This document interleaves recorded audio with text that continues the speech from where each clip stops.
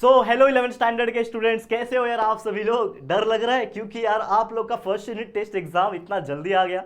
जी हाँ दोस्तों, मैं हाल ही में कुछ अपने स्टूडेंट से बात कर रहा था, तो उन्होंने बोला कि सर कुछ आइडिया दे दो, 11th का यूनिट टेस्ट शुरू हो रहा है। तो मैंने बोला क्या बात कर रहे हो यार, अभी तो आप लोग का एडमिशन हुआ, मुश्किल से मेरे हिसाब से 20 दिन, किसी का ज़्यादा से ज़्यादा हुए होंगे तो 25 दिन, एक महीना हुआ रहेगा, और आप लोग का फर्स्ट यूनिट टेस्ट एग्जाम नजदीक आ गया। और ऐसा बोला जा रहा है कॉलेजेस में, यानी जूनियर कॉलेजेस में, कि भाई फर्स्ट यूनिट टेस्ट एग्जाम के टाइम टेबल भी बहुत जल्दी रिलीज हो जाएंगे, और होपफुली कुछ ऐसे भी कॉलेजेस हैं जिनके यूनिट टेस्ट एग्जामिनेशन स्टार्ट भी हो गए।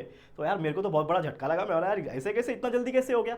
तो यार देखो, जो भी है कॉलेज का अपना डिसीजन है, कैसे कितना जल्दी कंप्लीट कराना है 11th को, वो उनके ऊपर डिपेंड करता है। लेकिन अगर आप में से अगर ऐसे 11th स्टैंडर्ड के बच्चे हैं जो चाहते हैं अपने फर्स्ट यूनिट टेस्ट 11th का फर्स्ट यूनिट टेस्ट जो एग्जाम है उसको अच्छे से प्रिपेयर करना, तो मैं आपके लिए इस वीडियो के माध्यम से लेकर आया हूं एक बेहतरीन preparation strategy for first unit test examination, जिसको अगर आप अच्छे से समझ लेते हो, फॉलो कर लेते हो, डेफिनेटली आप अपने फर्स्ट यूनिट टेस्ट एग्जाम में भी अच्छे मार्क्स निकाल सकोगे। ठीक है, अब ये जो वीडियो होने वाला है ये कॉमन वीडियो है, साइंस कॉमर्स आर्ट्स तीनों स्ट्रीम के स्टूडेंट्स के लिए कॉमन है, तो जरूर से हमारे इस वीडियो को एंड तक देखना। और सबसे इंपॉर्टेंटली इस चैनल को सब्सक्राइब अभी से कर लो, क्योंकि इस चैनल के ऊपर आपको पूरा साइंस सब्जेक्ट का फिजिक्स, केमिस्ट्री, मैथ्स, बायोलॉजी के सारे चैप्टर्स के लेक्चर बाय लेक्चर वीडियोस मिलेंगे। साथ ही में कॉमर्स के एसपी, ओसीएम, बीके, इकोनॉमिक्स के भी chapter by chapter, lecture by lecture videos मिलेंगे। तो जरूर से हमारे वीडियोस देख के आप अपना कंसेप्ट को स्ट्रॉन्ग कर सकते हो और प्रिपरेशन कर सकते हो अच्छे से। ठीक है, तो चलिए शुरुआत करते हैं। तो सबसे पहले मैं अगर आपको पूछूं, अगर आपको पता चल गया है कि आप लोग का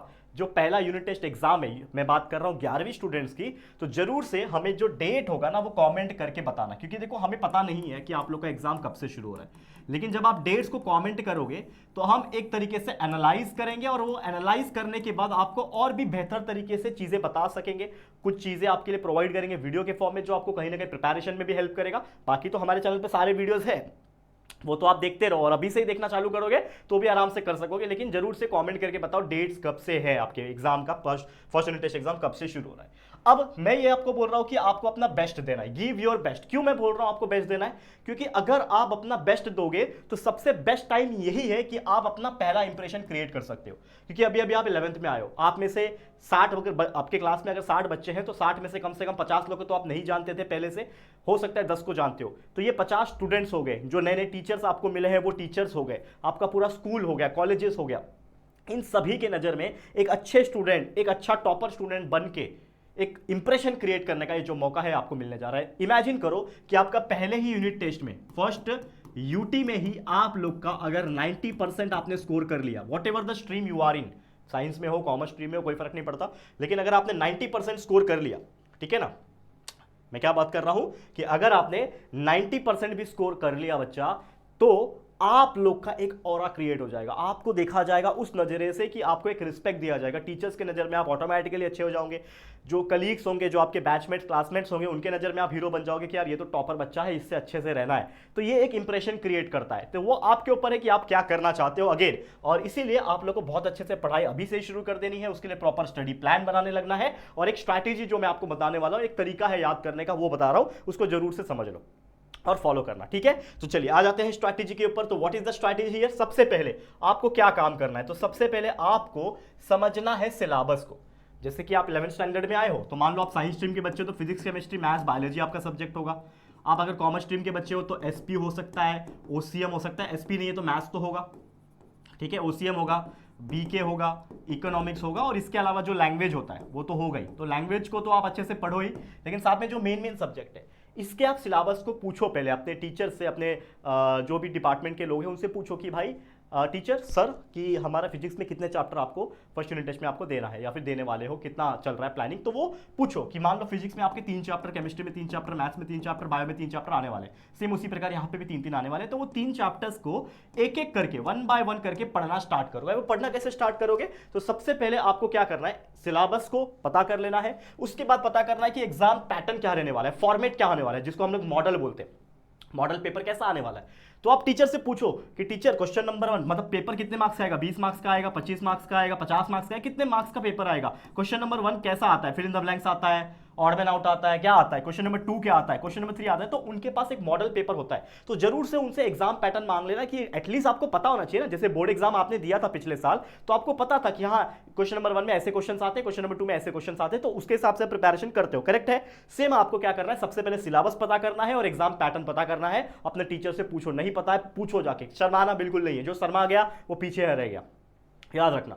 दूसरा काम करोगे, जैसे मैंने बोला कि अब पढ़ना स्टार्ट कर रहे हैं, तो पढ़ना कैसे स्टार्ट करोगे, सबसे पहला काम है start learning, start understanding your concept. हर एक चैप्टर का आपको मतलब, कॉन्सेप्ट, उसका अंडरस्टैंडिंग पता होना चाहिए। तो जैसे मान लो फिजिक्स का पहला चैप्टर है, let's say units and measurement. अब यूनिट्स एंड मेजरमेंट हमारे चैनल के ऊपर आप जाओ और सर्च करो, जाओ यूट्यूब पे भी डायरेक्ट सर्च करोगे कि 11th standard physics chapter 1 units and measurement by JR college, आप इतना सर्च कर लेना और हर एक के आगे बाय जेआर कॉलेज लिखना। कोई भी चैप्टर सर्च कर रहे हो ना, कोई भी सब्जेक्ट का, बाय जेआर कॉलेज सर्च करो, चाहे आप कॉमर्स के हो साइंस के हो, चैप्टर का नाम डालो, बाय जेआर कॉलेज लिखो, हमारे वीडियोस आपको देखने मिलेंगे। वो वीडियो पे क्लिक करना, लेक्चर 1 देखना, फिर लेक्चर 2 देखना, लेक्चर 3 देखना, लेक्चर 4 देखना, ऐसे करते करते जो भी 5-5 6-6 लेक्चर्स हमने बनाए हैं हर चैप्टर के, वो एक बार देख लोगे ना। 1.5 की स्पीड देखो, मैं आपको अगेन क्या रिकमेंडेशन दूंगा कि 1.5 की स्पीड से देखोगे तो कम समय में आप हमारे वीडियोस को समझ के क्लियर हो पाओगे। तो एक बार अंडरस्टैंडिंग आ गया, अच्छा यूनिट्स एंड मेजर में ये टॉपिक है, अच्छा एरर का मतलब ये होता है, अच्छा डायमेंशंस ऐसे निकालते हैं, ये आपको जब क्लियर हो जाएगा ना, तो जब आप उसको याद करने बैठोगे तो आपको आसान हो जाएगा। तो पहला काम क्या किया आपने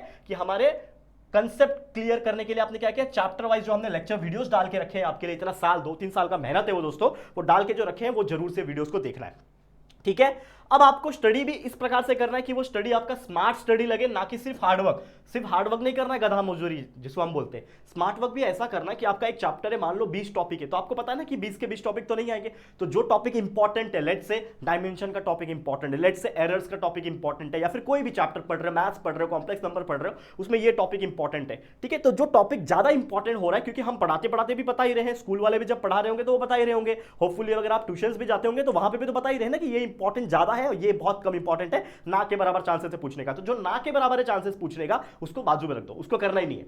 तो अगर पूरे चैप्टर में 20 टॉपिक है तो जरूरी है कि 20 का 20 टॉपिक किया जाए, नहीं, एटलीस्ट 10 टॉपिक भी करके जाओ, 15 टॉपिक करके जाओ, तो भी आपका वो चैप्टर 100% प्रिपेयर हो सकता है। और उसी का प्रॉपर से आपको क्वेश्चन आंसर्स लर्न करना है। वीडियोस तो सारे देखने हैं जिससे आपको एटलीस्ट समझ में तो रहे कि भाई अच्छा इस टॉपिक के अंदर ये कंसेप्ट है, ये तो कंसेप्ट तो क्लियर है, क्योंकि मान लो घुमा फिरा के कुछ क्वेश्चन पूछेगा तो जो कंसेप्ट आपने समझ के रखा है हमारे वीडियोस देख के, वो डायरेक्टली आप खुद के ओन वर्ड्स में भी बना के आंसर लिखोगे तो भी मार्क्स मिल जाते हैं। लेकिन कंसेप्ट पूरा क्लियर करना है, लेकिन जो याद करने वाला, बाय हार्ट करने वाला जो चीजें हैं वो सिर्फ उतना ही करना है जितना आपके लिए जरूरी है। तो स्मार्ट स्टडी करना है, करेक्ट है। इसके अलावा बाय हार्ट करो जितने भी इंपॉर्टेंट क्वेश्चन आंसर्स आपको लगते हैं, ठीक है ना, जो भी आप डाइजेस्ट फॉलो करो, 21 जो भी आपका है नोट्स वगैरह, उसमें क्वेश्चन आंसर जितने भी होते हैं सारे चीजें अच्छे से पढ़ना, जितना पढ़ सकते हो, याद कर सकते हो उतना याद कर लो भाई। अगेन एग्जाम में लिखना होता है तो यहां से आंसर निकलेगा, लेकिन जब आप बाय हार्ट करोगे तो प्रॉपर फॉर्मेट में निकलेगा, तो वो जरूर से समझना, ठीक है। और कोशिश करना जितने भी ऑब्जेक्टिव्स होते हैं ना, इनके ऊपर तो बहुत अच्छा फोकस करना है, चाहे वो एमसीक्यूज हो, ऑड मैन आउट हो, ठीक है, मैच द पेयर हो, छोटे मोटे न्यूमेरिकल्स हो,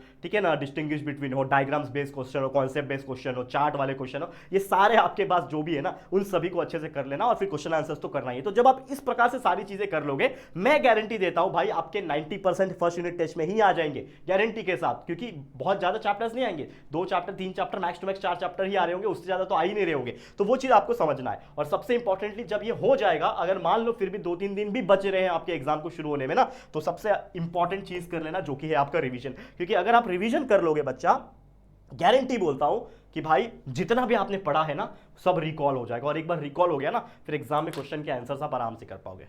क्लियर है, समझ में आ गया? तो यही था मुझे बताना आप लोग को, और उम्मीद करता हूं सारा चीज जो मैंने इस वीडियो के माध्यम से एक्सप्लेन किया, अगर आप सिस्टमैटिकली फॉलो कर लोगे, ट्रस्ट मी आपके अच्छे मार्क्स, अच्छे परसेंटेज आ जाएंगे। बस अपने आप पे भरोसा रखो, लेक्चर वीडियोस कंटिन्यूअसली देखो, रात रात में जब भी समय मिल रहा है मोबाइल लगा लिया, आराम से सो के देख रहे हो, 1.5 की स्पीड लगाओ, देखो, समझो, कोशिश करो नोटबुक साथ में लेके बैठने के लिए, कुछ नोट्स बनाना है, सेल्फ नोट्स बनाना है, वो भी आप कर सकते हो।